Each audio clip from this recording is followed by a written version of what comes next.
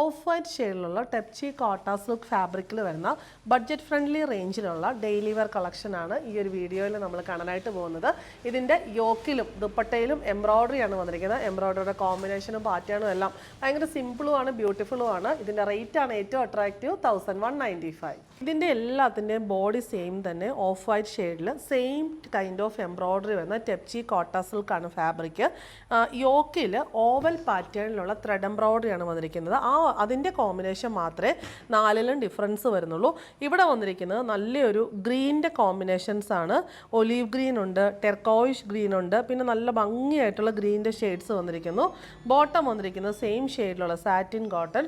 ദുപ്പട്ട ടോപ്പിൻ്റെ same tepchi embroidery ഇല്ല, മൂങ്ക കോട്ട സിൽക്ക് ഫാബ്രിക്കിൽ യോക്കിലെ കോമ്പിനേഷനിൽ എംബ്രോയ്ഡറി ബുട്ടീസ് ബോഡിയിലും ബോർഡറിൽ എംബ്രോയ്ഡറിയും സ്കാലപ്പ് ബോർഡറും വന്നിരിക്കുന്നു. 2.5 മീറ്ററാണ് ടോപ്പും ബോട്ടവും വന്നിരിക്കുന്നത്. ദുപ്പട്ട വരുന്നത് 2.25നും 2.5ക്കും ഇടയിലായിരിക്കും. റേറ്റ് വരുന്നത് 1195. സെക്കൻഡ് കോമ്പിനേഷൻ വന്നിരിക്കുന്നത് പീച്ചിൻ്റെ ഷെയ്ഡ്സ് ആണ്. റസ്റ്റ് ഓറഞ്ച് ആൻഡ് പീച്ചാണ് വരുന്നത്. ഗ്രീൻ എല്ലാത്തിലും കോമൺ ആണ്. ബോട്ടം സെയിം തന്നെ സാറ്റിൻ കോട്ടൺ. ഈ ഒരു ടെപ്ചി എംബ്രോയ്ഡറിക്ക് ഇതിൽ വ്യത്യാസമുണ്ട്. ഇവിടെ ഒരു ഫ്ലോറൽ പാറ്റേൺ തന്നെയാണ് വന്നിരിക്കുന്നത്. ദുപ്പട്ട വന്നിരിക്കുന്നത് സെയിം പാറ്റേണിൽ മൂങ്ക കോട്ട സിൽക്ക് ഫാബ്രിക്കിൽ എംബ്രോയ്ഡറി സ്കാലപ്പും വരുന്നു. അടുത്തത് വരുന്നത് പിങ്കിൻ്റെ കോമ്പിനേഷൻസ് ആണ്. ഇവിടെ നമുക്ക് നല്ലൊരു ബ്രൈറ്റ് ആയിട്ടുള്ള റസ് പിങ്ക് ഷെയ്ഡുണ്ട്, പിന്നെ നല്ല ഭംഗിയുള്ള peach pink shade. Green common ആണ്. Bottom and dupatta. Last one വന്നിരിക്കുന്നത് പേർപ്പിൾ ലാവൻഡർ മിക്സ് ആയിട്ടുള്ള കോമ്പിനേഷനാണ്. ഗ്രീൻ എല്ലാത്തിലും കോമൺ വന്നിരിക്കുന്നു.